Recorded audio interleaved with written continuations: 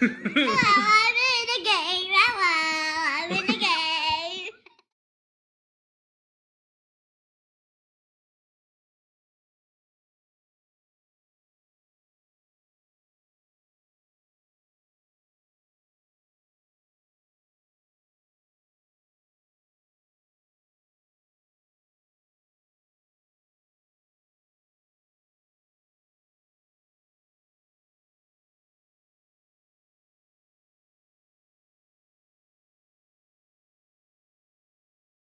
Hello, I'm in the video with my daddy.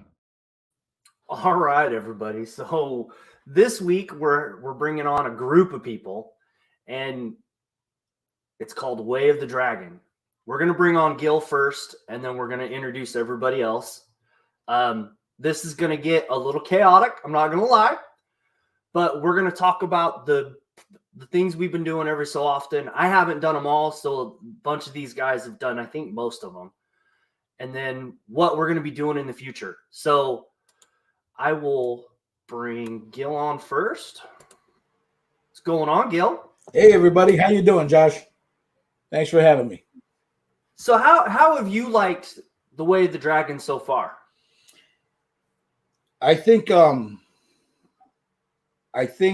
for what we do, and I really enjoy doing it. It took me out of my comfort zone because you guys all know when I paint, I'm solitary. You know, I get quiet, I put my music on, I shut everything down. But it's helped me come out of my shell, so to speak.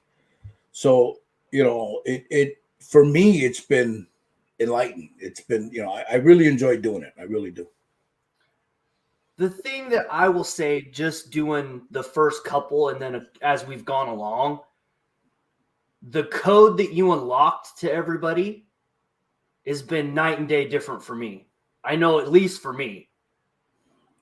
What do you mean as far as like how to put your paint, lay your paint down and stuff? Right. And then we'll get into the oil conversation a little bit later, but just from like the black Styrene to the terracotta to the, you know, just laying that all down, like breaking that code up so it's understandable. Yeah. Like totally flip the switch for me. We'll talk with everybody, yeah, but that really helps. There's basic fundamentals in all painting. I don't care what you do, whether you're doing a figure, a bust, a car, it doesn't matter, a space marine, it doesn't matter. There's always a fundamental. You got to know when you lay down your base, which is your primer, you have to know what you're going to do with it. If you want a darker base, you lay a darker primer down. If you want a lighter base, you lay, you know, like I say, a white car, you'll lay down either a pink or a yellow, you know, or a light gray. Same thing with a bust. Same thing with a figure. If you want to do let's talk Caucasian skin tone. If you want to do a Caucasian skin tone, there's a lot of ways to do it, but the simplest way is, number one, don't use black as a base, because you're going to be fighting that color when you're laying down your skin tones. You're going to be fighting the black, you know, because it darkens everything up. So if you want a tanner skin, you want to lay down a terracotta or a rust or a light brown, you know, something like that. If you want to do a darker skin, you want an ebony, a darker brown, you know, stuff, you know. So it all depends on what you're doing. And so once you understand that, everything else falls into place, you know. Right. No, yeah, right. And then we're going to bring Tommy on because this was his idea, right? Tommy! You guys are lucky. He don't show his face. He's usually got the hand going like this here, you know. Right. Hi. So Tommy, why was this such a good idea for you? Well, I had watched Gil help people paint, and if you had a question, you could ask him a question about your painting.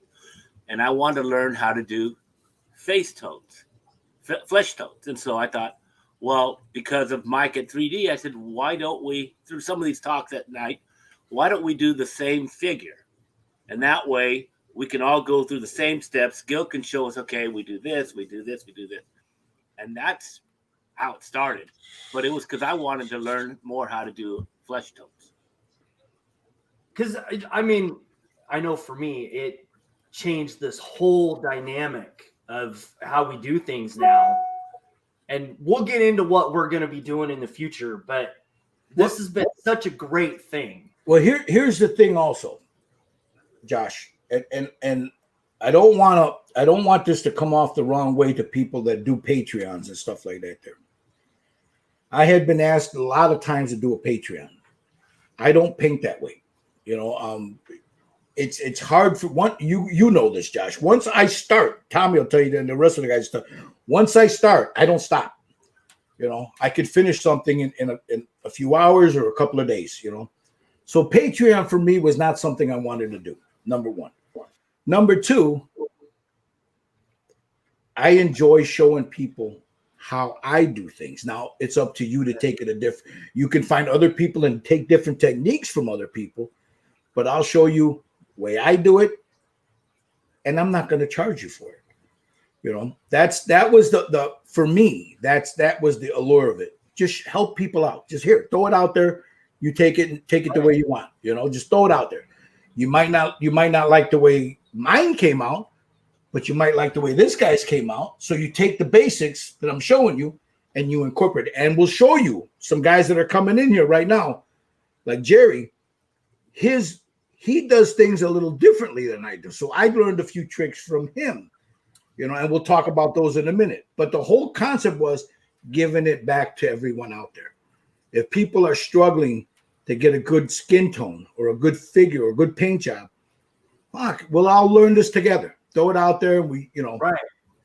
Right. I mean, this has been such a great thing. And like, and like you said, it was Tommy's idea. It came up because Tommy wanted he wanted to sit down and watch me do something from start to finish.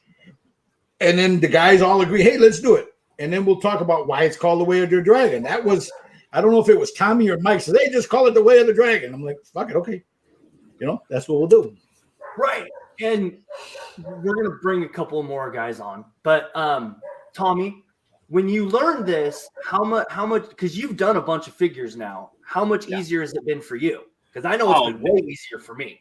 Oh, man. In the beginning, I'm writing things down. I'm going back, looking back at stuff. Now I just, okay, I'm going to do the face. I just pick up a fudge stone and, you know, okay, do I want it light? Do I want it dark? And I go from there. You know, am I going to shoot this way to get the highlights, or, you know, all these things now. I don't have to. I think about it. I don't have to go back and figure out what I did before. I can just start working on it. All right, it's a lot easier, and now, I mean, all the figures now that I'm doing a blue one now, and it's completely different with blues, but the same idea. You know, yeah, it's the same principle, and that's the same with you, Josh. With yours went from night to day, bro. Right. I mean, you could see if you look at some of your earlier stuff and you look at the stuff you're doing now. That was your progression of just hanging around and watching us and working with us. Right. And I still haven't quite got the pastel stuff down yet. And we'll bring Jerry on in a little bit. But Michael Lang, how's it going, man? Mr. Lang. So how has this experience been for you? It's been great. It's been great because it's a whole new genre, because I come from armor background. Right. So this is just going to add to the armor with the shading, the oils, and paint setups and mixing and matching, see what you get. But yeah, it's been a lot of fun. It's a whole new learning experience. Right. No, I mean, and I will say this for me, I think some of the stuff you've done is just as good as everybody else's, and you were doing it for the first time. Yeah. Yeah. Like, I was really, really shocked. I'm liking it. Anything that keeps me fun and entertained is good. Yep. All right. And then we've got Steve Sutton. Mr. Sutton, Scale Model Kit Review. How has this process been for you, Steve? Because I know you do a bunch of different figures. Well, for me, it was kind of twofold. My idea of painting figures was 1/35th scale military figures, and I would grab a bottle of Tester's flesh or Tamiya flesh and just slop it on the face and then go in there and paint it. Now, I've always been really good at detail painting, but I had no idea the process for painting figures or flesh tones. So that was the other part of for me, was to learn how to properly paint flesh tones that I felt comfortable with, because definitely this whole process that Gil started up and Tommy started up was way out of my comfort zone. And I didn't join these guys immediately. I didn't do the first one that they painted. I think they're going to explain that a little bit later. But I joined in, and wow, it's been a great learning experience. Gil is one of those guys. He's easy to understand, and he's not, he's willing to do private tutorials with us if we want it. That's just the kind of guy he is. I mean, I can't thank him enough for what I've learned so far during this process. And then we're gonna have Just Paint It, Jerry. Mr. Fade, there he is. What's up, Papi Chulo? So when we first started this, Jerry was not in the Hangouts, but he was outside participating and then sending pictures into Gil. And then I think, was it Tommy or Michael, said we need to get this guy in the Hangout. So then he joins, and now he's brought in a whole new aspect that we had to learn, all of us, including Gil, with the pastels, right? Now, yes, I used to use the pastels just for makeup, for eye makeup, but I used regular makeup. Jerry showed us another way that he had learned, and I'll let him explain it. Well, it's not like something that I invented. And thank you guys, and thank you, Josh, for having us and everything. But I picked it up with somebody else. Somebody on YouTube was using it, and I was like, oh, let me give it a try. And I tried it, and then one day we were talking on the Hangout.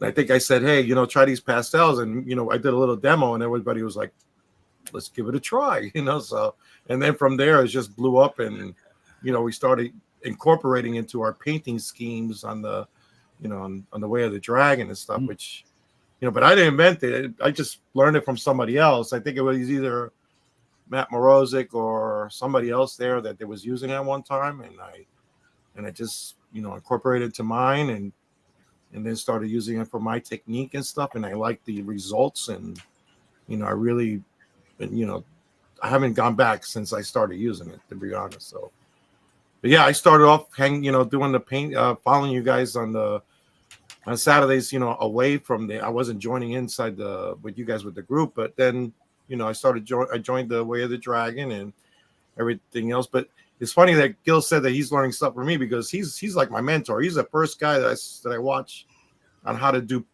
figures. Because, when I first started painting, I didn't know anything about how to paint the figure and stuff. And he was the first video that I found. And ever since then, I started following him, how to do paintings on videos and stuff. And he's like the first guy that I followed. So, I always say he's my mentor and stuff. And like everybody says, he's always been very kind and very patient and stuff, and teaching everybody, which is why I joined the group, It's totally awesome. And yeah. I love the fact that we can all learn from each other. And it's yeah, absolutely. Any of us. See, that's the beauty of it, Right. It's called the Way of the Dragon because that's the way it started. But it's basically a bunch of guys sitting around like everybody that's watched it that knows. We're all learning together. I learn from Jerry. I see him do something. Like, oh man, I like that. Like with the pastels or with the way he shaded something. Same thing with Steve. I'll see something that Steve done. Like, oh, and there's been a couple of times Steve will tell you where I looked at them and go, oh shit, I like that. And then I turn around and do the same thing. Same thing with Tommy, like what he's working on. He's working on a big bust right now. And last night I saw the blues. I'm like, ooh, I like that. Maybe I'll try that later on because I'm learning from him. Same thing with Lang. I'll see something he does. I like that. I may not outright say it, but I mentally, put it in my head. We learn from each other. That's the beauty of this thing. We're learning from each other. Plus what people bring from their original genre, like armor, ships, cars. We got guys that paint just different stuff, and Yeah. now they're joining in doing figure, but they'll bring something from that genre and introduce it, and we apply it, and then we try it, and when you're painting the same figure, it's really neat to see how somebody did something different. You do it one way, you see it one way, and then you see another one's going, oh wow, that's neat. I should have. But you're painting the same thing, so that to me is the best part. Yeah, absolutely. Because you're doing the same techniques, but everybody has a different vision on what it's supposed to come out with. So it's fun to watch everybody's thing. Interpretation of that same exactly. All right, Michael Whedon is the last one. Shipbuilder. Yep. And the cool thing, Michael brings a wood technique to this group that is really, really good. How have you enjoyed doing the figure so far, Michael? Well, pretty good. When we first started, I did the first 4 or 5, with you guys, and then I kind of been just watching for the last maybe couple of months. I've been trying to get a ship ready for the Nationals, and I'm trying to get a couple more ships ready for the Nationals. So I do learn a lot, especially on paint technique, which helps me out in painting my ships. And I have a few figures up there where I'm going to try it. I ordered a few from X Plus and stuff. I'm gonna use those and use the techniques. I have all the copies I can go back to, but the first 4 or 5 I did, and those came out pretty good. So what's the big thing that you learned doing this, being a shipbuilder, compared to the laying of paints down to get your desired effect? In other words, use terracotta, like Gilbert said, but then you go over it with a pale flesh, then a little deeper flesh. Then you go over it with, I think somebody did the blue paint or whatever it was to get the texture in the faces. Oh, that was Tommy. No, that's Jerry. That's Jerry. Jerry's the one that does that. Yeah. To get the spectrum. Gave me a lot of learning, experience there. Plus, the way Gil paints the eyes, I've been trying to experiment on little, just plain old cardboard, for eyes. I'm getting halfway decent, but it's just the layering of paints, how you lay it down and how you blend it all in. Some of my like the girl with the one we did for Christmas last year. Yeah, that came out pretty good. So I'm happy. Mostly I just listen while I work on my ships. No, I mean, a guy,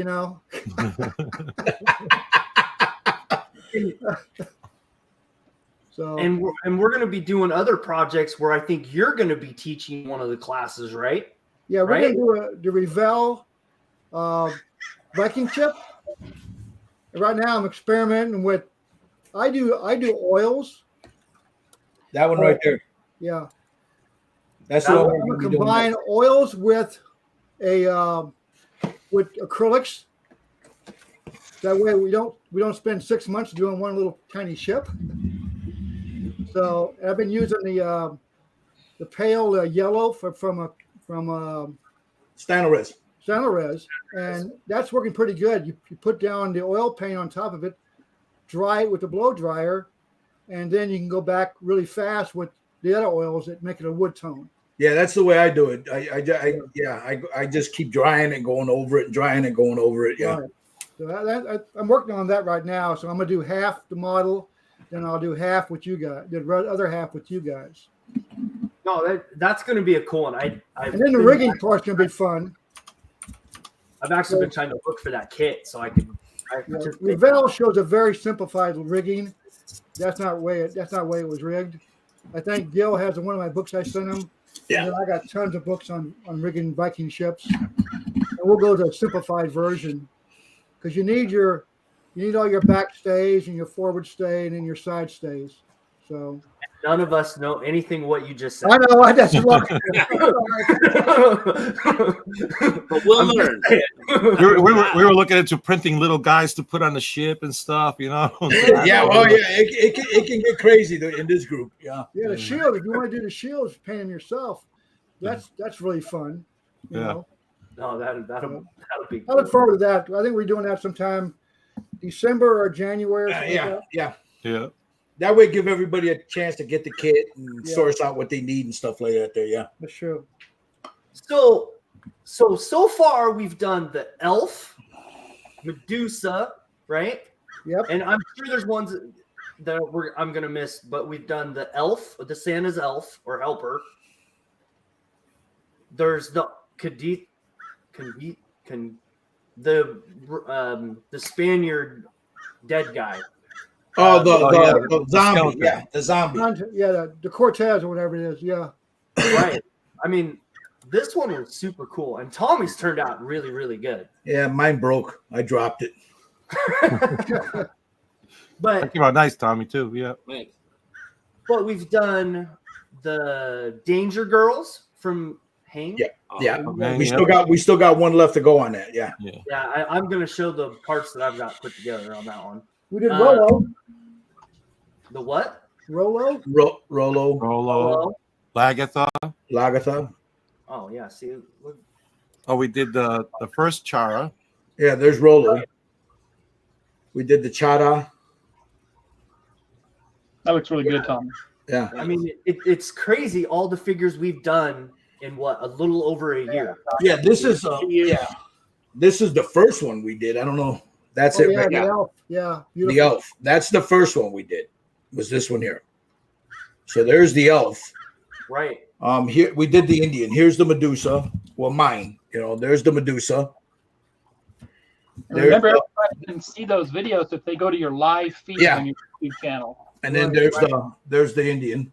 Yeah, you did Oh that. yeah, the Indian. Yep. And I believe the last one that we did as a group, and some guys are finished, some aren't, is this one right here, the cave troll. Oh, mine's Right. outside. Yeah. This one right here. Yeah. There's no better way to spend a Saturday afternoon than being online with you guys. Yeah, I have a Yeah, lot of fun doing it. It's crazy how popular this is kind of getting too, because you can see kind of over time more and more people are starting to watch too. Yeah. Well, we're hoping too that we want people to join in and learn. If they want to paint along with us, they can order or print the same kit that we're going to be working on or whatever. Yeah. But See. everybody gets better as we go. Yeah. I mean, the whole thing is you got people that are intimidated by it. They've never done it, so they get intimidated by it. But don't be intimidated by it, because it's not about your skill level when you come in. It's about watching your skill level go up. And in this group, you have everyone in here that's willing to share a technique that they've learned to help you up your skill level. That's the beauty of it. So if you guys want to join in, like Jerry was saying, we encourage you, get the same model, come on in, hang out with us, work with us. If you got a question in real time, because we'll show you our boo-boos and our triumphs. We're not going to filter anything out. There it is. Oh shoot, I messed up here. Got to clean it up. I mean, it happens, So that's the beauty of it. Like Jerry was saying, we learn together and we bring you along with us, So. And also, if you're worried that you don't paint that fast, I don't paint that fast. When these guys paint, I don't keep up with them on the same level. It takes me a few days to get caught up to where they're at. Yeah. But it eventually gets done. So you don't have to worry about, I don't paint that fast, I can't keep up. No. Yeah, you can go back and watch the video. Yeah, exactly. Yeah, you go back and watch the video, right? You can do it at your own pace. No, I mean, and it's the cool thing. There's no egos in this group at all. You can come in and be just as part of the group as all of us are, and And nobody here is going to judge you if you're doing really bad, or we're going to try to help you to try to lift you up and try to get there.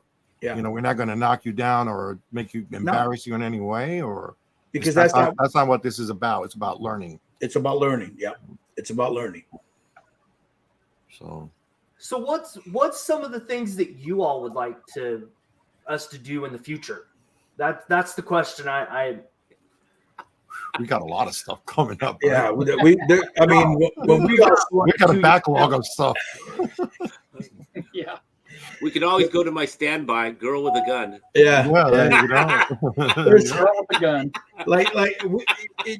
Usually what we do is we sit around and the guys here they can chime in too. We'll sit around and Mike will show us something or we'll see something and we'll Hobby Man Mike NY3D Creations, he's the one that prints these up for us, so if he has the STL, he'll tell us okay, blah blah blah, and then we'll as a group, as a collective group, we'll sit down and we'll discuss it. Hey, let's do this. No, I don't want to do that. Why not? Let's do this. If the group majority wants to do it, whether I want to do it or not, we do it. Gil was not too excited to do Rolo. Yeah, I got him over there. I call him Rolo. I call mine Rolo the Cholo. I'm But more I really wanted to practice a male face and male skin tone, and so yeah. Well, I mean the skin tone, I was all for. I just don't like. Yeah. I'm more into the fantasy Frazetta-ish type of stuff. That's what butters my bread, man. But I'll do whatever these guys ask. If they say okay, I may not like it, but I'll paint it. I think, like Tommy says, I was like, oh man, really, Rolo the Cholo? Okay, we'll do it. But before we go on, I think we need to say a couple of thank yous to Mike, Hobby Mike from NY3D Creations, because he supported us. Yeah, I mean, the things are not free. We bought, but he's always been very helpful to get the kits out on time. Yeah, and print these out for us. And whenever we choose, he makes sure that he gets the kits that we want and the stuff. And he's been a huge help to the channel, to the group, and everybody. And without him, and also without Hank Hilger, he sponsored a bunch of cleanups for us. Yes, we still got some kits to do from him too. Yeah, we've got a couple. Jerry and I and Steve and Mike, I believe. There's a few of them that we got the Danger Girl that we still need to finish. Right. But we have like 3 or 4 other ones of his that we need to do. We're going to do a real special one, but I'm not going to talk about it until it's time. But there's one that's coming up that I think will be universally, accepted, But that's in a later date. But that's from Heng Hilbert too. So thank you, Heng, if you're watching. Yeah. Thank you. Thank you so much. Yeah, because without him, too, he supplied the kits and stuff, and he, and kind of him, Yep. So, and I know for me, I would like to tackle like a black skin tone. I think that's what this group needs to do. Funny you should say that, because I keep posting these photos of the black skin or black girl, whatever. For me, the hardest paint job is either to get it right is either a Hispanic or someone that's darker melanated. Because if you look at an African American skin tone, there's a lot of color in there, a lot of different colors, So you got to get those highlights just right, to make it look believable. It's fun to do, but it would be something that once you learn that trick, you can do any kind of paint job, any kind. Right. But it's just a challenge to the group, right? Yeah. It'll challenge all of us, I'm pretty sure. Well, here's the other one. We did it too late for Halloween this year, but there's this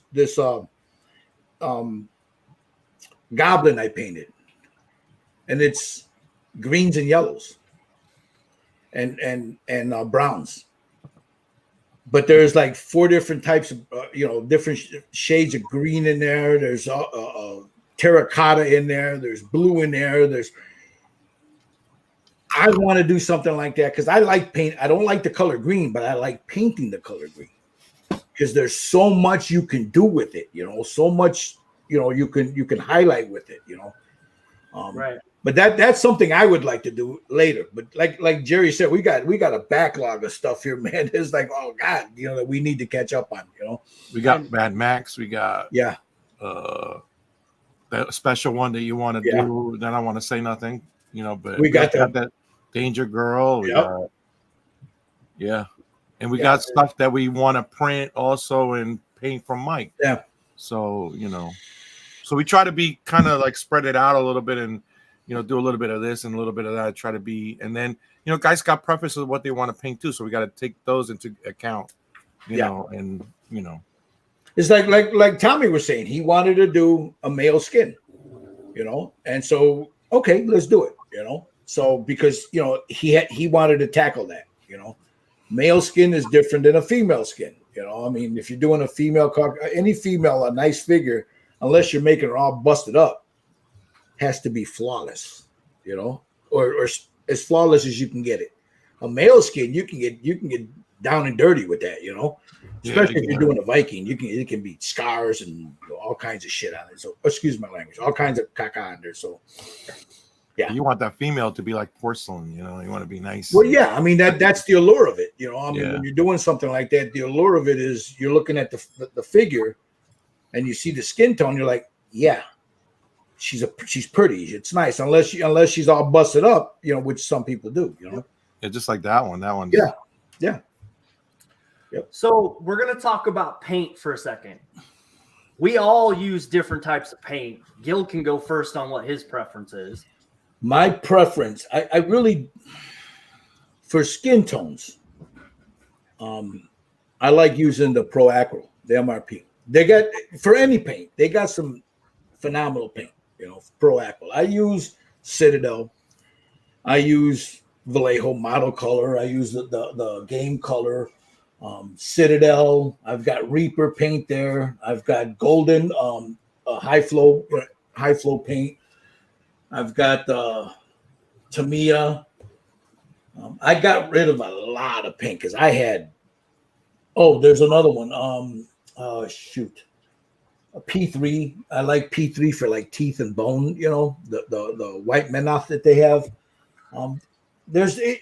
My preference is Pro Acryl, but I have scale. What is that? The scale 75 Panzer Aces from Vallejo, Model Color, Game Color Air, AK Next Gen. I use some of that. Their Fairy Tale Flesh is really good. The AK Flesh, I think it's Fairy Tale Flesh. Luminous Flesh. I'm sorry, Luminous Flesh. So out of all that paint, what's your favorite? I really don't. Pro Acryl. Pro Acryl. Right now, it's Pro Acryl. And why? It's a good pigmented paint. It's great. You could brush it on right out of the bottle, or it thins real nice, and you could shoot it out of an airbrush beautifully. You almost don't have to thin it, right? For the airbrush. I'm going to show you something. Now, I didn't want to show this. This is done with Pro Acryl as a base. There's other things that we'll talk. You want to talk about that because that's where Jerry and I, he can come in with what he does. But this thing here, the base of it is Styrene terracotta, and that. Then you have Pro Acryl, tan flesh, and then you mix it with a little pink. You take a little olive skin, all that. There's different ways to get that, But the base is Pro Acryl, right. The base skin tone, not the primer, the base skin tone. That's why I like it because it's pretty good. Came out beautiful. It's really good. Yeah, every time he does a new session on that thing, you almost have to watch to see where he's taking it. It looks phenomenal. Yeah, go to Gilbert's page, guys, and see how he's progressing with that, man, because this is crazy. That's a lot of work. That's a lot of work in that. But you know what? Anybody in this class here right now can do that. Anybody. Okay. Yeah, you can do it. You can. Yeah, you're probably right, but. Oh, you can do it, bro. You can do it. We've seen the work that you've been doing lately, man. You can do that. Here, so it's Pro Acryl for me at the moment. I use other paints, but my base is Pro Acryl. So Michael Lang, what's the paint that you like to use? Doing these. For fallback for easy application, it's probably the Tamiya XF line. I mean, I started out with the XF line for armor and everything, but I've added the 8K third gens, which are starting to come around, and I got the Vallejo color air. I got some gold, and I got the Pro Acros too. So I'm starting to add more and more and learning more and more how they work. How do you like the golden stuff with doing what we've been doing? It's Great. good. It's good paint. It works really well. It's very good paint. Yeah. And that stuff, are you thinning that down pretty well, or it's is not the high flow stuff. The high flow stuff you can just shoot right out. Yeah. Okay? That stuff right there, you can get it on Amazon. The high flow, Yeah. right out of the bottle. You can airbrush this right out of the bottle. Yeah, they're not cheap, but they're really good paints. It's good paint. You get the basic set and you can get other ones, but this right out of the bottle, no problem. Yeah. Steve, what about you? Yeah, I'm like Gil. I really dig the Monument Hobby Pro Acryl paints. I bought them all. I've got them all except for the last two signature series they came out with. I'm still waiting to get those. But I agree with Mike. I love the these here, the golden. These are well pigmented and they're fantastic paints. And I've got a brand new set of the new generation Army painters. I haven't pulled out of the box yet, but when I get my new studio set up, I'm going to pull those out. Which ones out of the Army painter did you get? I'll have to get the box. But I was going to say, he got the full set. Yeah, I got the full set. So it's still. I'll get the box and I'll show it here in a little bit. Sweet. Tommy. Yes. What paints are you using, man? I use what I have, but my favorites though are Createx paints. I forgot those. I got them up there. Yeah. Those are my favorite for the vibrant colors. I really like those. But yeah, for the Vallejos, I have the Badgers. I have some Pro Acryl, not a whole lot. I like those too. But yeah, I just look and see what colors I need, and I grab and. Oh, okay. Here we go. What's Dang. Oh, that is blurry as you can. You're all blurry. You're blurry there, buddy. Yeah, hang on. You got the reflection of the. Yeah, your background, it blurred everything out. I'll turn that off.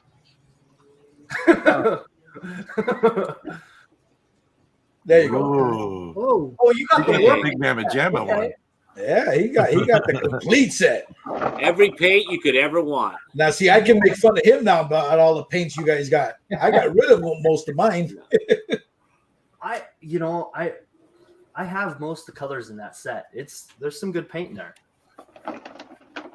There's some paint I still haven't opened yet. Gold colored tops. Yeah. Kevin Smith says, great training for a mortician. Yeah. Right. The pastels. Michael Wheaton, what kind of paints have you been using, man? Well, I bought the whole sets of Pro Acro with you guys. I've been using those when I need color for my ships. And if I need black, you can't beat the primer by Styrene black primer. It's not really a black. It's more, I don't know. It's a black, but it's kind of lighter black. Yeah. It works really well for my hulls and stuff. And I still use Tamiya flat reds for my interior, my bulwarks. And the like with these, with the cannon carriages, I use that. The red, I spray painted on. And then I got a bunch of Vallejo and stuff, but I've been using less and less of those and more of the pro stuff. But it does paint very well. And I use oils, of course. Yeah. Burnt sienna, burnt umber, pale yellow, Naples pale yellow for my base. And I always, my models are all sprayed with a flat white Tamiya primer. Okay. That way I get a good solid color to base to work my stuff on. So basically, I use what you guys use a lot. Except for I use a lot of oils, and those you can blend in different colors. like for a Viking ship, the keel is a different color than the sides. Okay, what is that, Michael? The keel is the Underneath. it's The spine. It's like the spine, spine. Okay. outside spine. That's usually a different color because it's a different wood they use. And That's got to be a stronger wood than the rest of the ship, right? yes, it does, because they're clinker built, so they can flex. Right. The hulls flex on a Viking ship. Right. You know, Well, I so, think just ships in general, I think most of them are that way, right? yeah. But So I know for me, Well, you didn't ask Jerry. You didn't ask Jerry. hold on a Oh, minute. I'm sorry. Go ahead. who's in charge here? I know for me, it's Army Painter, and I have a little bit of Citadel paint, but for the most part, it's Army Painter, and I've been enjoying all the results I get.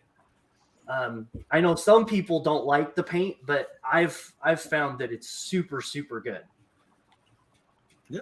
Okay, Gil. Whatever works for you, bro. I mean, whatever works for that person, right? You know, so You know what? Hey, everybody's different. yeah, for me, it's too chalky. I like that's why I like the Pro Aqua, because it's creamy when it comes out, if that's a word. For me, now I don't know, I know they changed their formula, Right. but I know some of the older stuff was too chalky. You know, Oh, the older stuff is horrible. and that's why I turned off on. Maybe I should revisit them, but I know for me the older stuff I didn't. I actually have a few of their stuff, and I like their it works really nice. I really like their metallics and stuff. No, I've accidentally bought a couple of the old stuff from Yeah. Army Painter, and no, it is absolute garbage. Yeah, that's why I didn't like it. That's why I had them. I had like 30, 40 of them. I threw them out. I threw them all out. Right. No, yeah, I've done that. Now, Jerry, what are you using, man? I got it, whatever. Oh, But here. like Gil said, like ever since we figured out to use when we figured out Pro Acro, we've been using. I think a lot of people have been using that lately.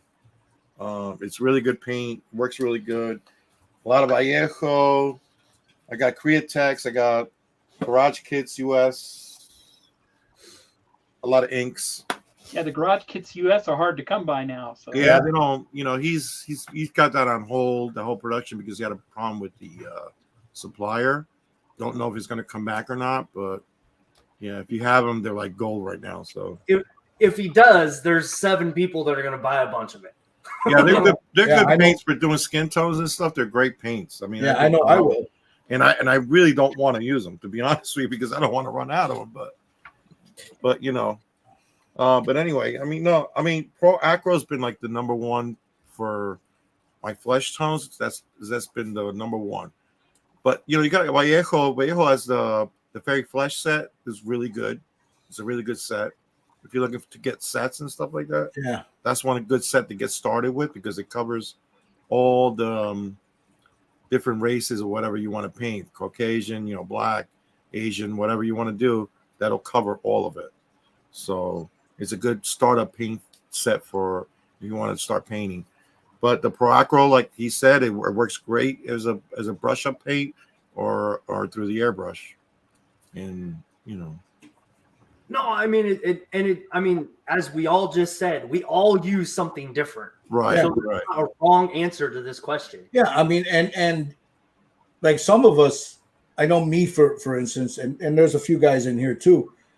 I just don't use acrylics. There's other things I use, So, and the same thing with Jerry and the rest of the guys,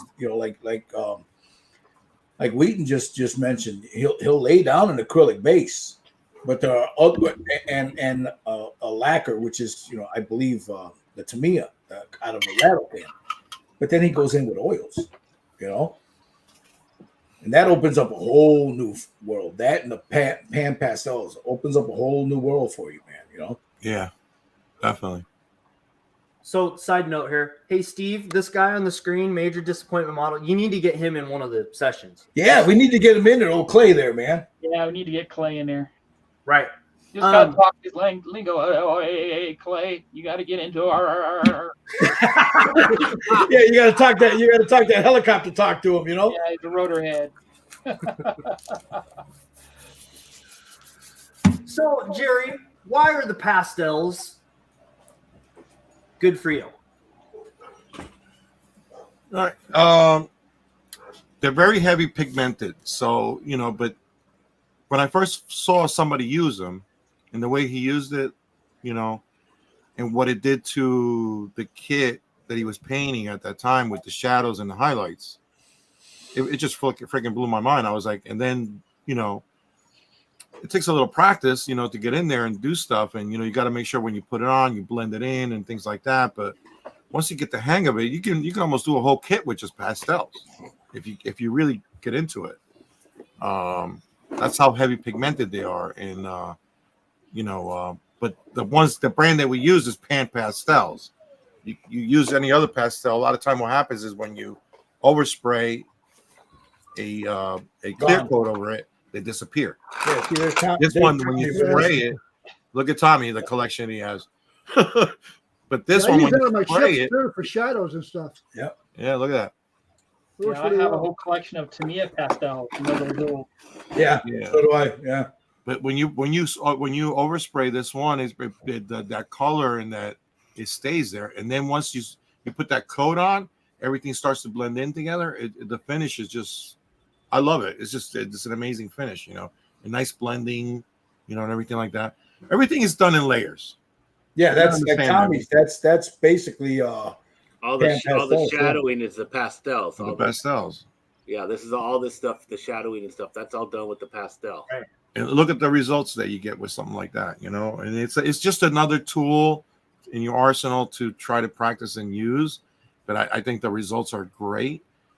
And don't forget that everything that you do when you're doing skin tones is you do whatever you're painting is done in layers, in thin layers. Yep. You don't want to get exaggerated with you do your base coat, but then you start adding layers to it, and you want to do nice thin layers every time and work it nice and easy and slowly until you get the results that you want.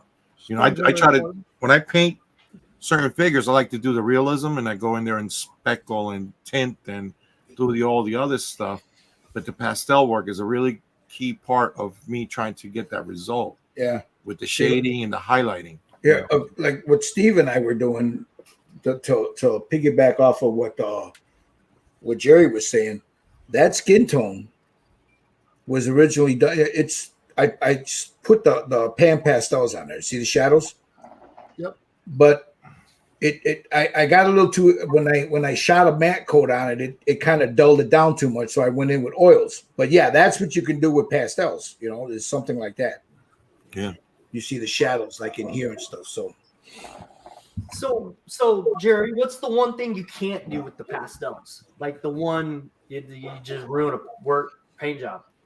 Well, because you can't get them wet, right? No, well, I wouldn't do it wet at all, because I think it becomes a paint. It becomes pretty much a paint, but it's not a good paint. It'll become very chalky and lumpy. So I always go dry. I never clean my brushes. All right. Since I started doing pastels, I never clean these brushes. These are all my pastel brushes. I don't clean them. I just wipe them out and then use them again. I don't clean them at all. But I use those just for pastels. I don't use them for paints or anything. I keep them all separate. That's it. I don't. And then Gilbert's been doing more research on that stuff, and he found that the Fix-A-Fit to do the sealing on the pastels works a lot better than just doing any other type of seal. Yeah, that's what the taxidermists use when they use pastels. They use the Fix-A-Fit on there, and it seals it better than anything else out there. We were using that chalk stuff. Yeah. This made by the same brand that we use for the clear coat, which I was using this before. All right, for the pastels. But now, when I finish my pastel work, I'll throw some of this on. Yeah, and all you got to do is dust it on there. You don't have to put. Yeah, you don't do it from real close. You don't do nothing from real close. And I do this outside, but you don't do it from close. I missed it from far away because otherwise you're gonna everything's going to blow away, and then you're going to get a shine that you don't want to, like, you want to keep it matte. So you do it from far away. You do it nice and gently. That's all it needs. You don't need to go crazy. Yeah.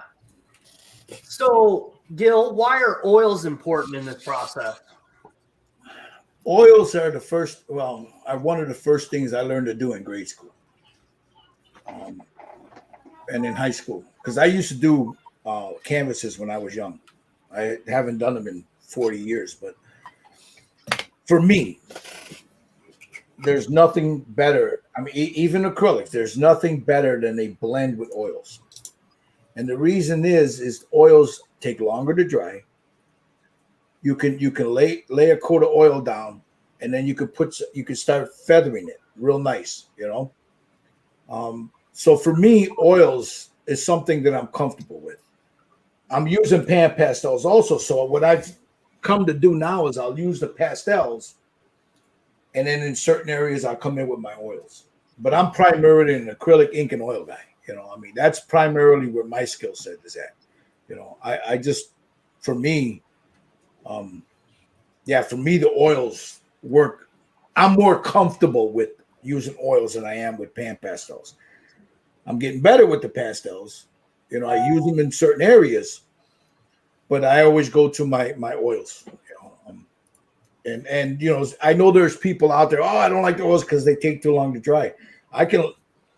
I'll lay down the oils on this thing here on the face and on the body after I sealed it from the pastels, and it was dry the next day. There's a trick to it. The trick to using oils is, number one, don't lay it on thick. You don't need a lot, just very little. And then once you get it on there, you get one of these little, and you'll see the color on there. See the purple from me dabbing it? Where did it go? Makeup sponge. A little see that purple there? That's from me after I laid it down, and I go in and I tap it. So I get the excess off, and then I blend it. I'll blend it, with this, just blend it down. The next day, dry, I can seal it. So for me, I like working with oils. I got a ton of pan pastels. I like using those too. That's something that I learned from, watching Jerry use them. And then I went down the rabbit hole and watched, a few, what's her name? Leona. She uses them. Anya. Yeah, Anya. I'm sorry, Anya. And then I went down the rabbit hole watching taxidermists use them. That's where I found the Fix-A-Fit. That's what they were using to seal it. And I'm like, oh, there's the trick. They're using this. Like Jerry said, from far off. You don't want to get too close because then it'll just blow everything up. But yeah, oils are something that I enjoy doing. You get for me, this is all preference. I get a better, like the skin tone on this dude right here. That's oils. There's pastels in there, but the overlaid on all that is oils. Right. So yeah, it's not that one is better than the other. It's what I can work better with one versus the other. I should. Yeah, and also with the end result and like this. I use just acrylics for this one. I don't use. Yeah. I use oils. But the end result, they're both good. They're both the same. Yeah. It's just what you're more comfortable using. You get the same result, just a different technique. And I love the way this came out. Yeah, that came out. Yeah, And look at this one, there's Tommy's this right one's there. acrylic and pastels. Yeah, no, There's no oil. Yeah. In a lot of ways, I thought that was the best one out of that session. Well, I really enjoyed doing that. Great That with one. these. And there's But I Steve. thought Tommy knocked it out the park. Steve got it. Look at his skin tone. It's beautiful. Right. The thing about that sculpt is there's so many ways, where you can put the shadows in there. It's the way it's posed. So you got a darker skin set. See that? You were talking about doing black skin. Same principle you used on that, you can use on the darker skin. Just keep darkening it. Just darken it up. That's all. Right. All right. I think I started with a really dark brown base on that one that day. right? Yeah, I started with I a can remember. I terracotta. think we started with a dark brown base on that. Yeah. Yeah. No, I mean it's pretty. At the end of the day, it's pretty interesting on how all the different paints and stuff that we kind of use to make this process work, right? It's pretty cool at the end of the day. Yeah. So tools, Tommy. I got them all. What do you need to borrow? What's some of the cooler tools that you like using when you've been doing this? Oh, well, the best thing with the oils was that makeup sponge. That really changed everything for me when I did the oils, because I'm really not. Let's see, I'm not comfortable with oils. Okay, but tools, just your basic. There's nothing special. I like the little display grinder to get the little pieces off the 3D prints when you first get them. Get those little nubs off makes it easy, but an X-Acto will do the same thing. Yeah. Hey, Josh, do you mind if I answer Plastic Monkey real quick? go ahead. The pastels we're using are pan pastels, PAN pastels. That right there, the pan pastels. Those are not oil based. I don't think they are. Are they, Jerry? I don't think so. I don't think they're. It's not oil based. So that's the beauty of an oil based one. Yeah, they'll work because you're able to move it around a little better. But this is not an oil based. I mean, those are the ones I use. I use a lot more of this stuff, but But it's the pan pastels. Plastic Monkey, you're welcome. I'm sorry. Go ahead. I just wanted to answer that question. Yeah. So makeup sponges, Tommy. What else? Because you have that display little bust holder that you were using that clamps stuff down with too. I don't really use that for these. I'm trying to think. I'd use that more for my photo etch. The clamps holders. Okay. Yeah, there's not a whole lot of tools with the painting this bus. Yeah. Steve, what about you? What's some of the favorite tools you've been using?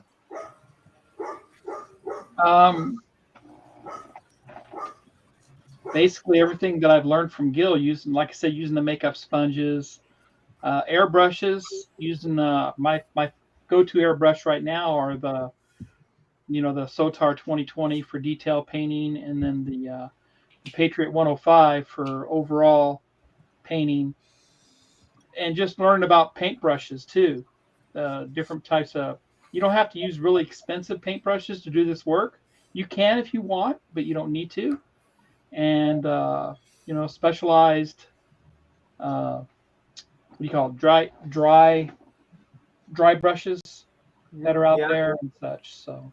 Jerry's going to show a set. Yeah, I was just about to say that Jerry can show what he just picked up. Yeah. Right. And believe it or not, these are. I tried them yesterday. I just picked them up. Dry brushes. They're from Artify. And let me see if I got the link here. It's still here. Hold on. I can share it with you guys. Nope. Yeah, if you join us, you got to have a big pocketbook. Yeah.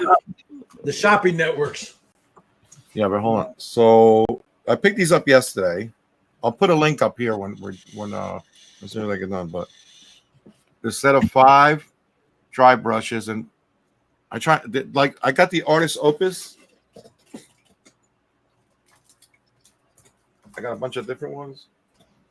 All right, and they're the same thing, guys. And these were $22. $22 for the whole set. Yeah, because you're not paying for that wooden box. Yeah. Probably, right? But I think each brush on Artist Opus, they're like $20 or something like that. Yeah, they're expensive. I don't remember. The set is expensive. Yeah. I think you're gonna pay like $80 plus shipping or whatever. Yeah. But these work just the same. I tried it yesterday. They work great. You get the little sponge one and then the soap. Those are better. I have some of those, Jerry. I have some of those army painter ones, and the hair keeps falling out of them. I got the army painter ones too. I like them for they're not bad. Shorter and rough. Yeah. They're good for like doing. And these are a little bit softer than those, but these work fantastic. Styrene Syndicate Shopping Network. Yeah. Yeah, like you said, you're gonna spend a lot of money over here. So. Yeah. Yeah, he's not kidding. But let me put a link up for you guys if you guys are interested. Is that the AUSWIFF? He'll put the link down there. Yeah, I think that's what it is. There goes PayPal again. Michael Lang. No, that's a different one. That's a different one, Michael. I found Okay. those too. Yeah, be careful. There's some imitations out there. Go with the. Yeah, don't get the That Gary imitation ones. recommended. They're probably shitty. Yeah, because here's a little wink and a nod. The ones Jerry just showed you and the Artist Opens ones are made by the same people.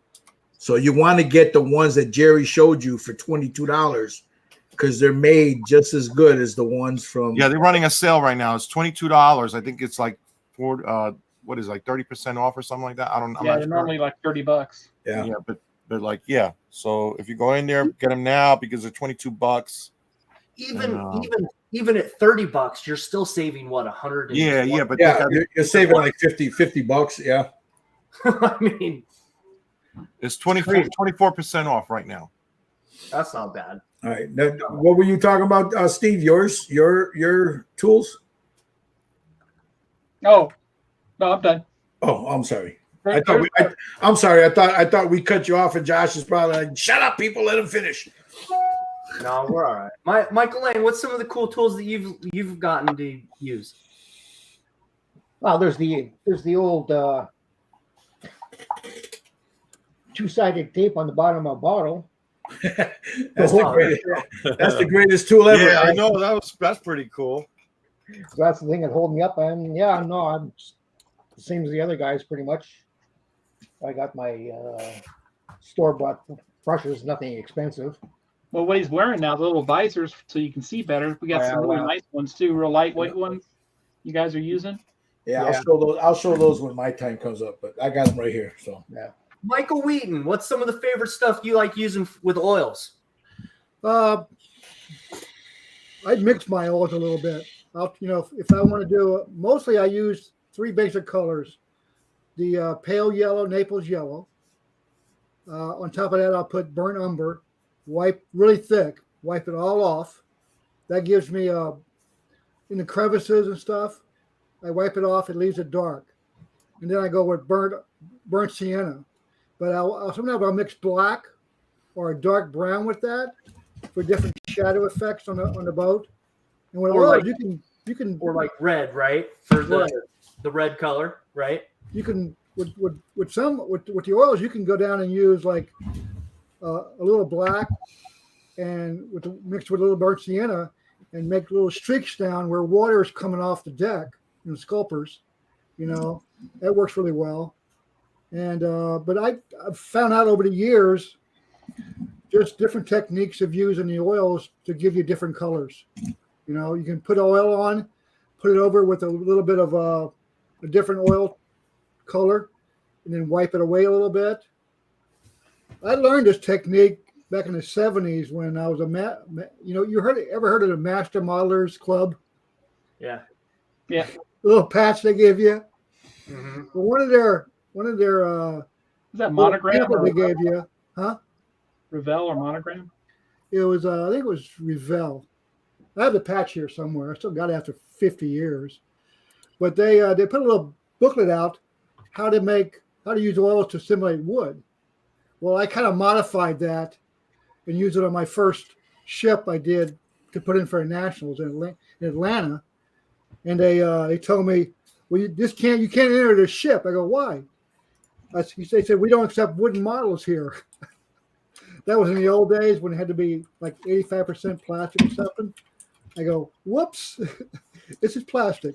It came out really good. And over the years, I've used different oils to change that technique. The old oils I have are 50, 60 years old. They have a better pigment. Nowadays. The older stuff does, yeah. Yes, it does. The old Gumbacher and stuff, they have a lot better pigment. Well, they're probably like real oils too. They're not. No, there's a chemical. I can't remember the name of the chemical that they stopped using, but because it's a carcinogenic. But there's a chemical in those. It probably gives you cancer. Yeah, well, yeah. There's a chemical, and I don't remember the name of it that they used to use in them. They stopped using it. But oils are basically very what you're saying. Don't lick your brush. Especially in my ships. You know. But I can make the interior of a ship look different than the exterior just by using different technical oils. You know, Oh, that's cool. I can make a deck, paint a flat white, go over it with some pale yellow, then let it dry really good, then go over it with burnt umber, wipe it all off, and you have a teak or oak looking deck that looks really realistic. Then you go in and shade a little bit, shadow a little bit like real decks. And for a British ship where they holystone their ship every day, I go in with the white, go over it with burnt umber, wipe it all out, and it comes out like a nice pale deck.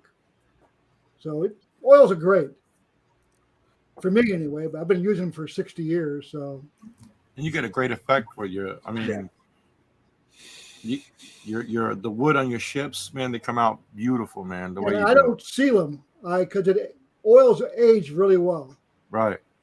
And once they're dry, they can age really good. Nice. Well, their oils are pretty durable after they dry, right? Yeah, they are. They are really durable. Well, you have the old artist, 500-600-year-old art. Oil paint, yeah, they've been lasting, yeah. It's aged, but and they did use varnish on top of some of their paintings. But yeah, I love oils. And I've been using those little small ones, ammo. Or The MIG ones? Like that. Yeah. The old ones are a lot better than the new stuff. But I use those for different techniques. I use oils to age these little critters, my carriages. And I'll put those on and wipe them off and give it a little bit of dirt and stuff. It's pretty good stuff. And I've been using the sponges like you guys say. And it works. It blends in really well. Yeah. So, all right, Gil. So what's some of the cool stuff you like using while doing this? Well, to prepare, I've been using, as far as a tool to prepare stuff, we can get into that all day long, but I use one of these. Now this is it's rechargeable. This is for nails. Now I have the what is it? The Proxon and all this stuff. Haven't used it since I started using this. My daughter gave me this. This is good to grind down stuff, smooth stuff down. You get all the little bits in it, and it's rechargeable. So that's a tool. Whoa. What is that called? This is it's a nail file for nail art. A nail file. You can get this for like $30, bro, online. Right. But you didn't say what it was. You just said it's for It's for nails. You got the on and off switches here. You got different speeds. You put your bit in here, and you can go ahead and do your cleanup. On a model, on a figure, whatever. You could also add detail, by scuffing it, with one of these, because you can control the speed with this thing. So this is pretty cool. I mean, it's probably one of the. My daughter gave it to me because she bought a new one and she gave me this one. So, but as far as brushes, I use all kinds of brushes. I got a kit thing here full of makeup brushes and all the, like the Artist Opus dry brushes. I got dry brushes in there, makeup brushes, I mean, whatever you use is good. But here's one, as far as brushes are concerned, you don't need to spend $30 on a brush. You don't need to do it. Most of the brushes I use are Hobby Lobby brushes, Galleria, stuff like that there. Although I do have Winsor Newton Series 7s, and I do got Winsor Newton miniature brushes and Raphael's, the 8404s. Those I use for eyes, because they're fine point. It's real tight, so I use those when I do the eyes. But here's something that like Steve was saying, see these things here? I have one of those, and they're great, bro. These things here, we all have the white ones, and they sit on your head. They tend to get heavy after a while. These things are not heavy. They got a little light. You turn the little light on here. Who makes those? I'll. Yeah. I got it. I didn't have the link, but you can get them on Amazon. I'll show you. I'll show the link in a little bit. But here's and they're real light. They come with different lenses, right? Yeah, different lenses. And I can wear these all day long, man, and I don't have that fatigue from wearing those heavy ones, you know? Because if I'm sitting there painting, sometimes I'll paint for 8 hours, and you got that thing on your head, it gets heavy. But here's the one thing I want to, this is a makeup brush. You can get it at Target or online, whatever. It's a makeup brush. I use this to erase mistakes before it dries. I'll put a little thinner on it, and I'll sit there and I'll wipe it. You take one and you round it off. I call this a gypsy brush. That's what we called it back in school, back when I was a kid. You see how I rounded that off? You take one of these, cut it, round it off. This thing here is like an eraser. You put a little thinner or water on there. If you make a mistake and you can't get it off, you take this thing and just zip, takes it right off, cleans it right off.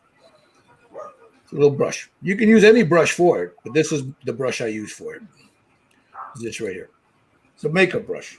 That's all it is. It looks like this when you buy it.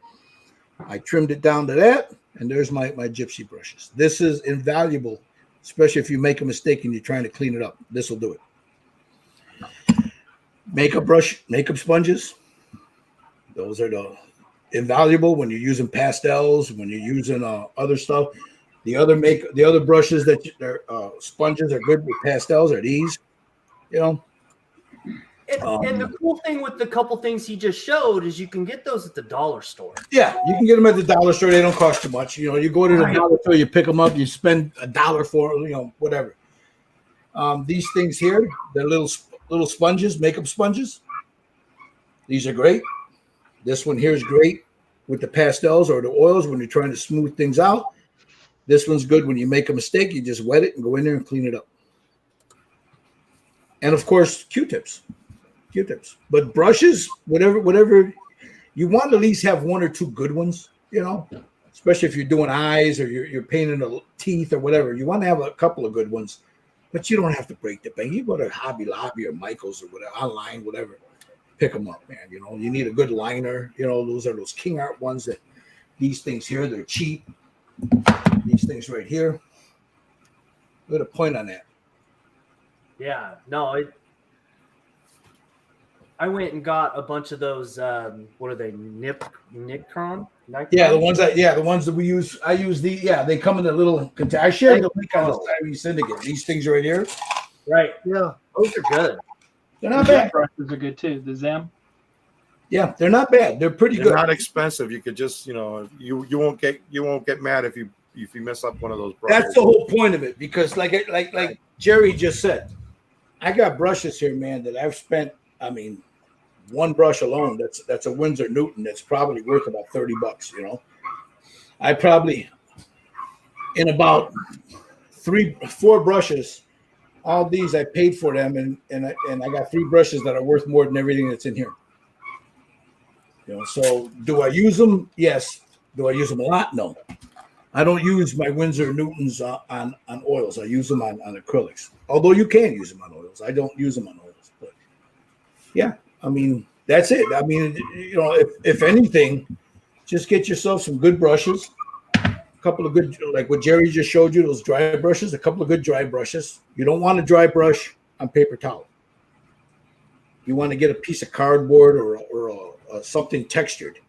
Like those, this thing here. Now it doesn't have to be this. But you can make your own. You can make your own, but you got a texture on it. You can get something like this is one of those. It's just pressboard cardboard.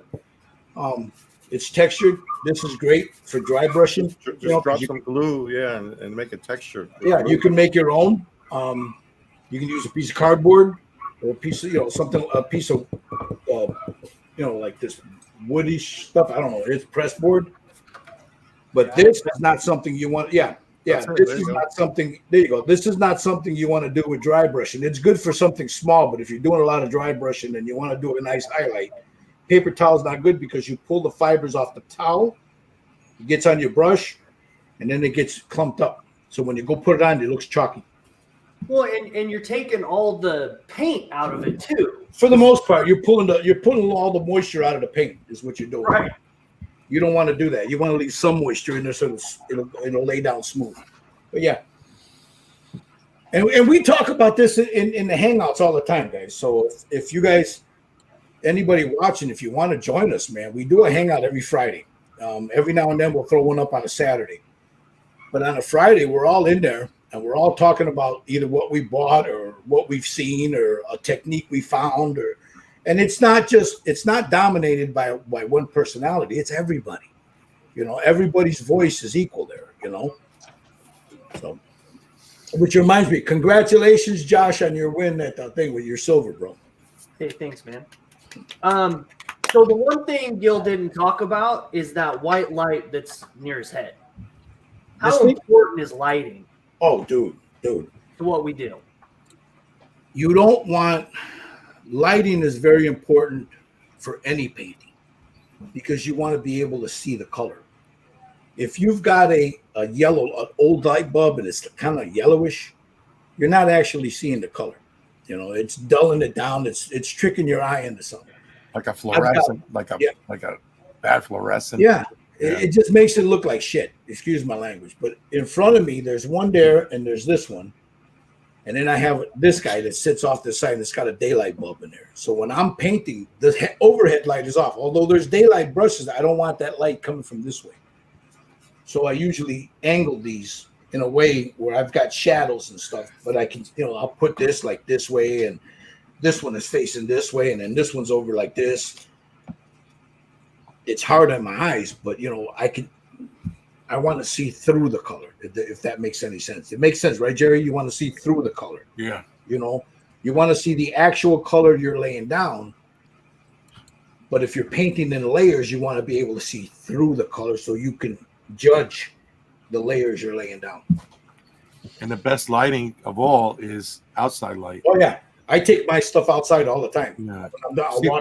Yeah. Whenever I overspray, I don't want to do it in the house, so I take it outside. I should look at it, boom, spray it, take a look, see how it looks, and then bring it back in. Here's the biggest thing, and I'm sure you guys can agree with this. Josh, you probably too. You guys can all agree, and people that are listening, don't judge your work by the stuff you see on Facebook and on the internet.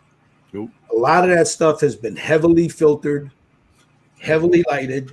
You're not really seeing the actual model. Michael Wheaton has a few of mine, so he knows what they look like in his home. But if you're afraid to paint because you say that I can never paint like that, well, you don't know that because you don't know what kind of filters and we joke about this all the time. Well, yeah, that thing's nice, but it's heavy. You could see the heavy. Now you want to tone up, you want to darken the background and all this other stuff. That's fine. But when some of those you see, they're taken from way back here and they're heavily filtered, you don't actually see what's there. So right. Don't be discouraged by that, Don't be discouraged by that. Yeah, besides what you paint is stuff that whatever makes you happy. I think that's the best. And never exactly. I mean, don't judge it. Don't try to be. I'm not trying to paint like Jerry. Jerry's not trying to paint like me. I'm not trying to paint like James Wappel. James Wappel ain't trying to paint like me. You paint to what makes you feel good.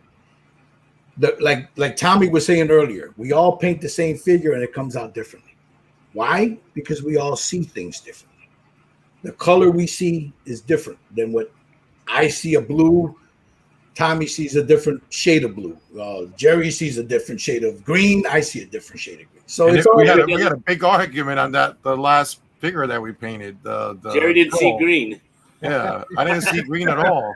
Yeah, and there was green in it, but he didn't see it. I didn't see it, but there was green in it. Yeah. So this guy. Yeah. That guy. Yeah. Like I didn't see no green on that guy, and I was a stickler about it, right? Yeah, you were like, there ain't no green. I think, Jerry, there's green in there, man. I mean, but like he says, people see things differently, and yeah, like Jerry's skin tone will be different from my skin tone because he sees the skin tone differently than I do. And here's a quick one. I was painting that Frazetta bust, and I put all the speckling there because it's bigger, so you want to be able to see the little imperfections in the skin. I shot a coat of the basic flesh over it, and it took it off. And Steve says, "Hey, shows me a picture. You want to put that speckling? And I said, well, it's there. And I'm looking at it going, oh shit, it isn't there. You know, I blew it up. So I had to go back and redo it. But see, that's the cool thing because he's, hey, Gilbert, it's not there. And I'm like, oh shit. But he didn't say it that way. He said, you need to add some speckling in there. I'm like, wait, there is speckling in there. And then I look at it and go, oh shit, it's gone. And I'm like, God damn it. I had to go back into it. So, but yeah. It's that what you're painting there, man, is coming out amazing.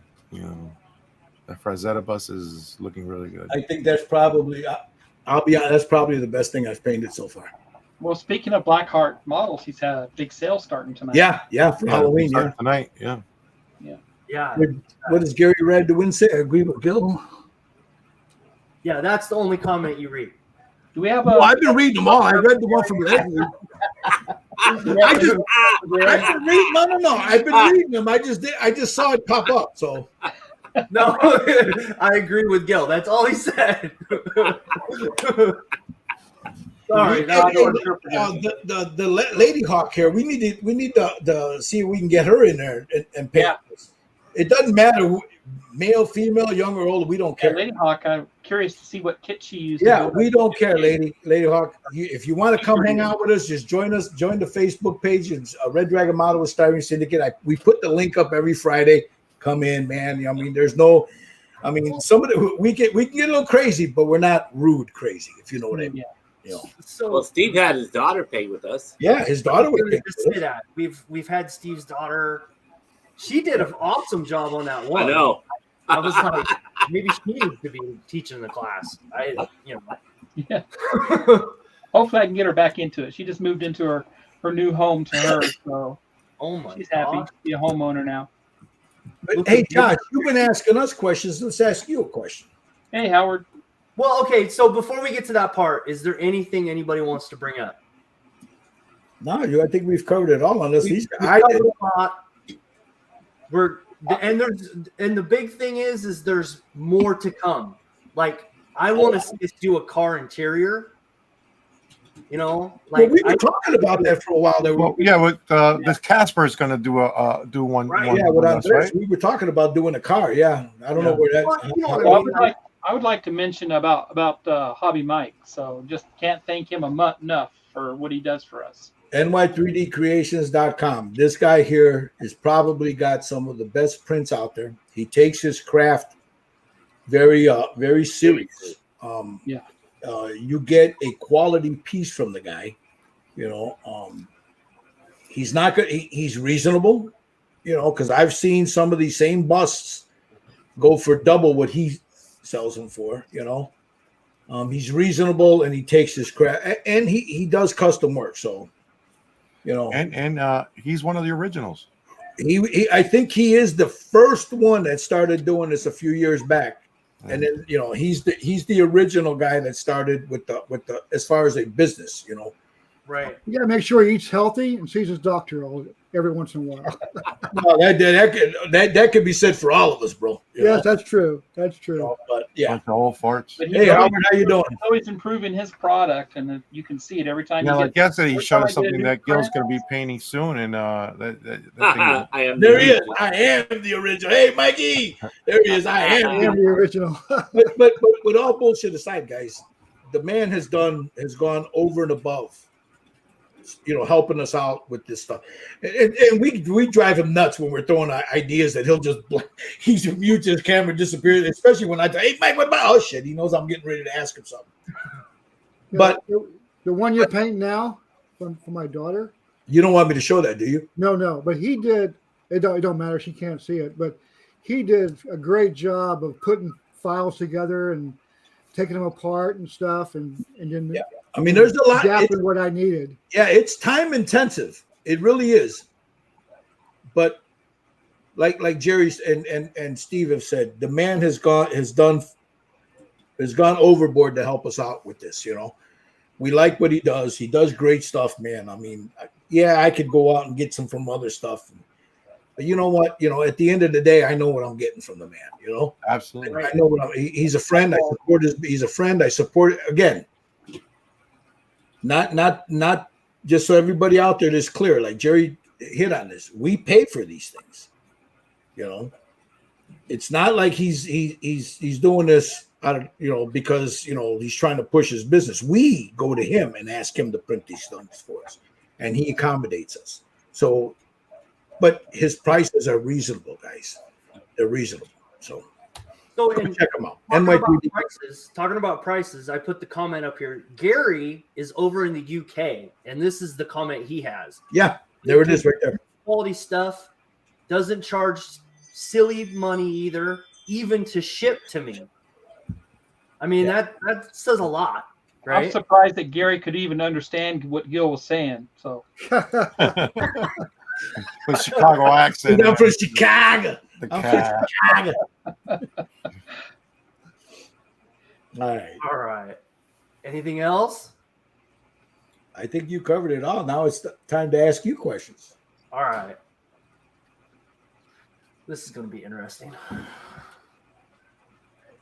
Your journey in the figure painting. Okay.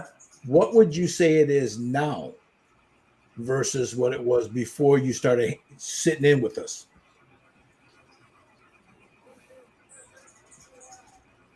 Oh wow. Here, let me even quantify that a little better. Do you think you would have won a silver before? And how did that journey bring you up to winning that silver? Definitely wouldn't have won a silver.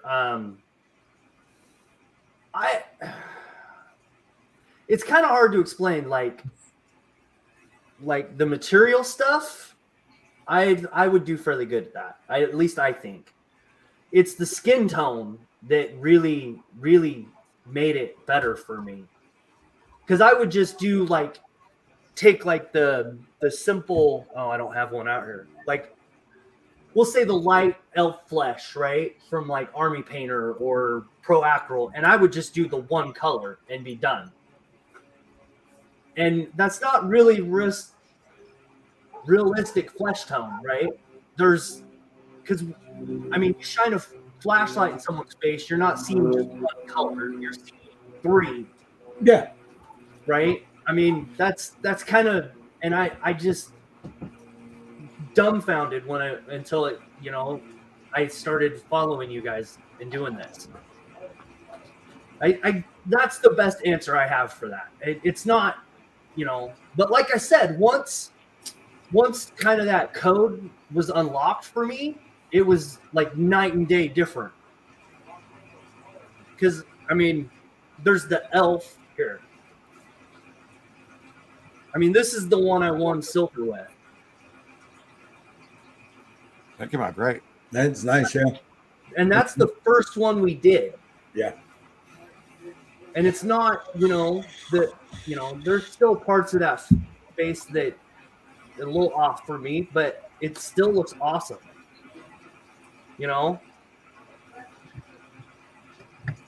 And then there's the He-Man one. This came from Mike. This is one of Mike's figures that you didn't show me that one. That's nice, bro. Right. It's really good. But yeah, and then, You Judge Dredd, yeah. Oh, you finished it too. Nice. Right.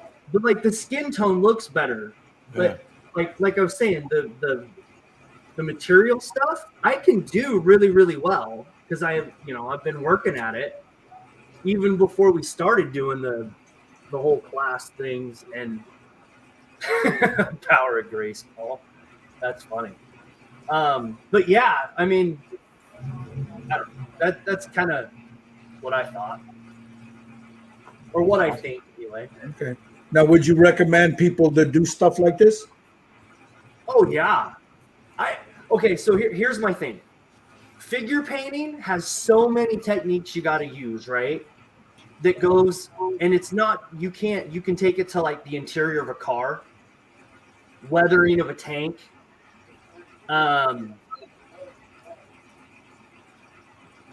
airplanes is getting that crisp line because you got to tape stuff off every so often. There's a lot of things you can take from figure painting and expand. Because I do more than just figures. I'm with Steve and Gil and Michael, I'll pull out a tank. I've got helicopters up there that I want to do one day. Planes, cars. I mean, I've been down the figure rabbit hole, but I do a lot of different stuff too. Cool. That's cool. And you guys can ask whatever. Where do you park your car? It's outside. There ain't. Well, my car is a Chevy Spark, so I could probably park it in the middle here, and there'd still have room to walk around. But I have a question. So, yeah. do you find living in a cooler, wetter climate affects your painting? Yeah, yes. And I only say this because of the airbrush. Because when it's 60 degrees 4 months out of the year, it's like I have to basically pull this heater out, and I have to heat the garage to a certain level. Yeah, because it's. I mean, I've been like the last couple days, it's been in the 40s here, and I've been doing this all weekend. Oh, trying to dry it. Yeah.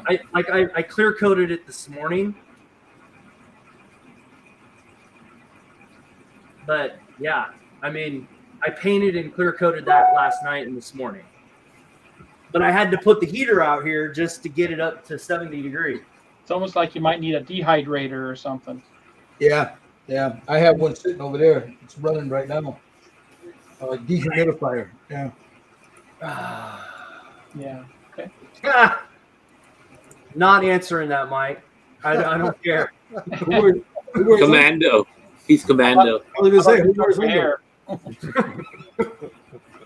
What was that, Steve? Who cut your hair? Myself. Or Tommy, do you drink milk? Do you like ketchup on your hot dogs? This is the kind of stuff we go at and hang out, guys. You know, so like Josh said, he was going to get a little livid here for a little bit, but yeah.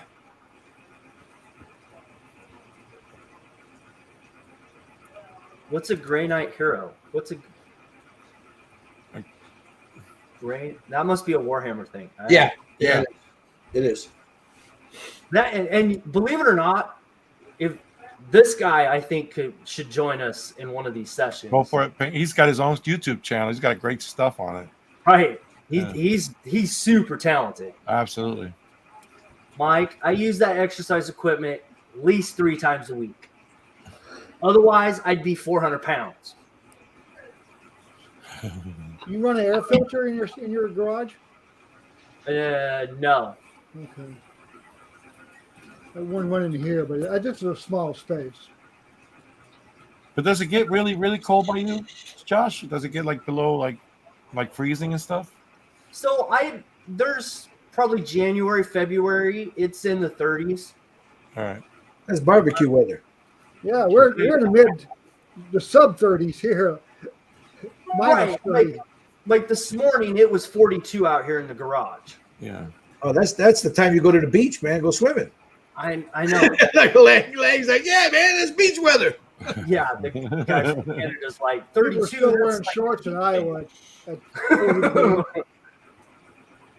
You know, I mean, it is, you know, weather's not too bad, but Yeah, I But can't. I have a hard time when I'm in like in the 4th level on my house is like, you know, multi-level and the heat doesn't get up here that quick or that much.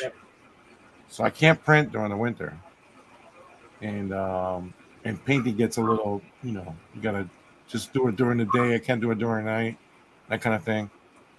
So Yeah, see, I got a.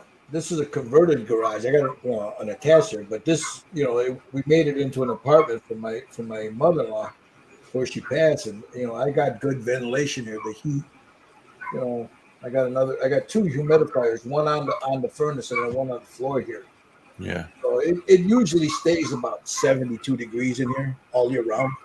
So I'm pretty. There are some You're days. good. You're that's perfect weather right Oh there. yeah, it stays really nice in here, all year round. So I don't have the problem. Now, if I open the window during the summer and all the humidity comes in, then I have problems sometimes with the paint stuff. Right. Really, if I'm smoking a cigar, I open the window, I got a fan, and the window blows the smoke out. I'm smoking a cigar here, and usually the humidity comes in. But for the most part, yeah, I'm pretty cool here. Yeah. Steve's got that dry weather over there, so it's like 1,000 degrees over there, so he's pretty cool. It's 100 degrees in the winter in the shade. Yep. It makes it a little difficult I have to use a lot of the flow improver and stuff like that. So. Now, see The moisture, you need that moisture, right? Yeah. See, that affects your airbrushing. So, it depends on what a lot of guys, I used to get those questions all the time. Oh, my airbrush is doing that. And the first thing I would ask is, what part of the country are you in? Yeah. Yeah. Styrene dries up. This is the kind of talk we do on Fridays all the time. Anyway, Yeah. right? And then we come around solutions for it and stuff, what airbrush to use, what to use in your airbrush, what flow improver, what, extender, blah, blah. Yeah, then things get a little crazy after a second drink, though. After we start hitting the whiskey there, we start getting a little, but yeah, I mean, like Tommy, what's the weather right now by you? Right now I'm 72. Yeah, so you got great weather all I'll year. be like 78 tomorrow. We'll get in the low 80s early next week. So you usually have good weather all year round for airbrush. No, heck no. It gets below 70. It's freezing. What? Oh, stop it. Got a sweater on. Huh? I set you up for that one because I knew you were going to do that. Like Hawaii, when it gets around 70 degrees, people are putting on coats. Yeah. Yep. He came to Jersey Fest with like a coat that you use in the North Pole. Yeah, one of those Eskimo coats on. Yeah, with the fuzzies all around it and everything. Yeah. Hey, Tommy's 65. I mean, what more do you need from the guy? Yeah. All right, we have pretty much good weather. Questions? Yeah. Does anybody in the chat have any questions they want to ask? Yeah, we've been answering a bunch of them. Yeah, because if you guys got any questions like on the pan pastels, you got Jerry there. He's more, you got any I'm not a questions? pro, but I'll answer whatever the best Yeah. I can. But if you guys have any questions, you guys want to join us, you guys want to whatever, it's fine. Anything. Clay's asking where you at, Tommy. SoCal. I'm in North Orange County. I can see LA County from my house. Can you hear the gunshots? How many channels do you air on? I've started on 3 in a row. Well, I got mine on mine. I got mine, and I think Steve, you got yours too, right? So it's I will answer this question. StreamYard has this ability now to where you can stream, like Gil I started the channel, and then they can add their channels to it. So we're streaming on 5 channels right now? Four. And I think this is probably one of the awesomest features about this program right now, because we can all put it on our own channels. Well, it brings recognition to everybody because you're hosting the chat right now. You're hosting it. Yeah. Right. So on your channel. But it brings other eyes to your channel. Right. It brings other eyes to your channel to other people's eyes, So yeah. Okay. The Flying Dutchman. What element of figure painting takes up the most time? The eyes. Skin tone. Deciding what color you're going to do. Yeah. Well, Yeah. But it's if you're trying to go for a good skin tone, it's usually the skin tone that takes the most time. Hey, Dominic, you're going to be in charge of leading that class, so you have to be involved in it. Right? I mean, am I not wrong? Dominic should be the one leading that. Dominic is damn, yeah. That's another guy. That's another dude, man. He gets down in the weeds when he starts designing parts for cars and stuff. It has to be period accurate, man. So yep. Right. But Flying Dutchman. For me, it's the skin tones. I mean, you can get into the weeds as far as like clothing and boots and leather. I love doing leather work. There's all kinds of crazy techniques, but it doesn't take as long as perfecting that skin tone. because And if the you don't shading have can't skin tone shade it right, over. if you don't have that skin tone right, nothing else is going to look good. Yeah, and Well, then we when it have goes a to the member of eyes, the if you don't want to do eyes, you can always use a decal. Yeah, you could use. There's nothing wrong with using decals. I mean, I've got. Nothing wrong with it. There's nothing wrong with it. I just got used to doing them regularly. That I have a ton of them. You know, Steve sent me some. You know, I've got some. Bought some from Archer. The original Archer ones always the color. You know, the smaller you get, they would disappear and leave you just with a black ring. You know. Yeah, they weren't. And that's why I the old started one. doing. Yeah, that's why I started painting them because it left me the black ring, and I got frustrated. So I started, you know. But yeah, I mean, I have them, and will I use them? Sure, I will. You know, in a future project. I mean, I was thinking about using them on Frazetta there, but the way his eye is, he's got that little concave piece in there. That decal wouldn't have sit right in there. I would have had to build that up with like some resin. You got to do something with that, yeah. Yeah. So I just decided to paint it, you know, and that was a process in and of itself, man, trying to get those eyes right, you know. But yeah, it's usually the skin tone. You know, the eyes are the most nerve-wracking, but the skin tone is the most time-consuming, for me at least. And hair. You got to get the hair right. Oh, you got to get the hair right, man. Because if you don't get the hair right, nothing else looks right, man. It looks like you got a wig on, you know. So you want to get the right highlights in there and all that stuff. And never use black as a shadow. What? Not on the face. No black. I mean, it's like you're looking at the shirt. There's, you know, it's not black. It's different shades of gray. It's a black shirt, but when you're looking at it under light, you know, face-wise, you don't want to use black in there. Not for a shadow. Dominic would like to learn to do leather interior work. That's fun. I use inks for that. That's what I use. Inks. For me, I like the speed paint, and I know this is going to irritate Gil, but no, like this part right here, the top part is the speed paint from Army Painter, and then the back part of it is speed paint from Citadel, the leather stuff. The problem I have with speed paint is you don't learn the actual technique because you're just slapping it on there. And there's nothing wrong with it. You know, there's nothing wrong with speed painting. If you're trying here, like this, you guys, we all worked on that, like that leather in there. That's ink. That's all ink. Right.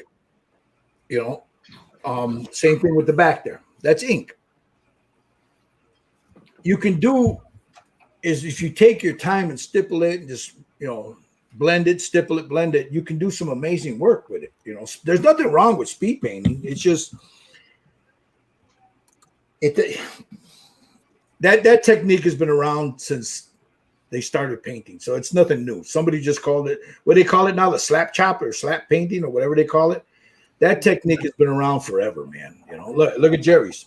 You know, same thing. You know, his leather. Hold on. There you go, Jerry. Oh, he did the shadow. Yeah. Yeah. Right. Well, the kid's got a shadow on her. You see the. Yeah. So that leather is going to be a little darker. So coming to this side. Yeah, here's a great example. You just saw three different versions of this, and they're all different. They're all different. The skin tone is all different. See that? It's all different. But we all painted it at the same time. Yeah. I went with a purple on mine. That's all. Yeah. I originally was going to go with a green. And then green would have been a good color for that too. Yeah. Here you go, Michael Lang. There's Michael. Look at that. He used a different color for her what do you call it? Her top, yeah. For tunic. Yeah.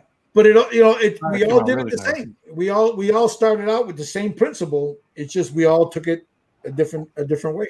And that's the beauty of it, you know. That came out really nice. Yeah. Same thing with the Medusa we did. We all did it differently, you know. I actually, you know what? I think for all of us, that one looks closer. We all got somewhat close on that one. Yeah, there's Tommy's. They're all a little different here and there, but a lot of the figures look a lot alike. Yeah. I mean, like you got Tommy's there, you know. That came out nice, Tommy. Right. Yeah. I'm sure the other guys, if they got theirs in front of them. We also used, I know I did, I used that color shift paint on the For the Vallejo snakes. color. Yeah. This is all Createx spray Yep. paint. And then there's mine with the color shift paint on there. Still on there. It goes. You know, there's I don't know if you see the shifting on the snakes, but you know, you got the shifting on the snakes there, you Oh, know. yeah, I see it. See? Right. Ooh. So like same bust. We did the same principles. We just had a different vision for it when we were doing it. And we were talking about it as we were doing it. We were all talking about, hey, I'm going to try this. Yeah, go ahead, try it. Let's see what, I'm going to try this. And I want to use this. And I'm going to try this. Hey, we start out with the same paints for the most part. But then from there, it just, you know, we go different ways.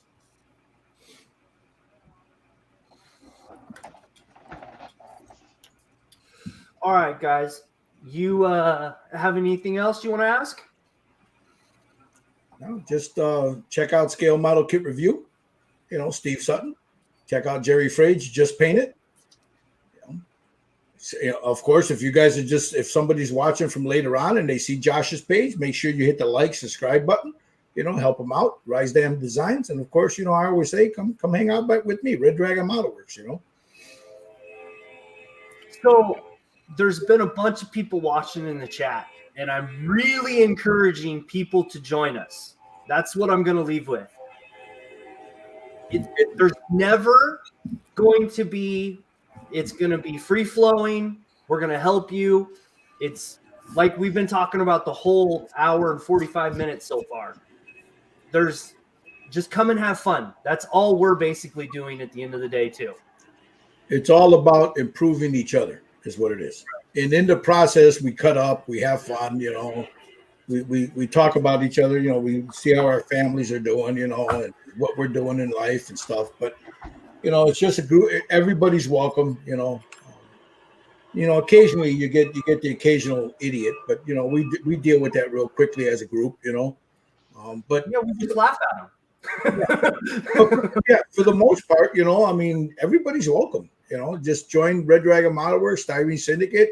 You know, the link is up there every Friday, 7:30 Central Standard Time.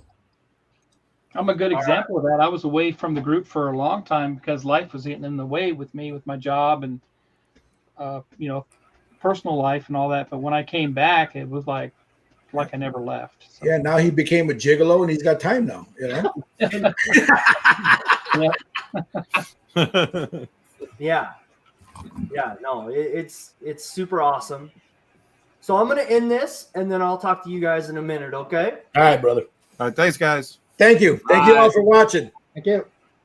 Yeah, thank you guys for coming on and making this work. All right? Anytime.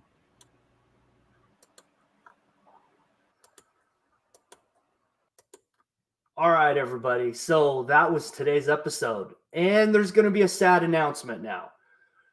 Meet the Modeler is getting cut back. We're starting to work more at my work, and I'm going to have to balance work, family, and hobby. And I think these aren't going to be every week anymore, unfortunately. I'm not going to be able to do it.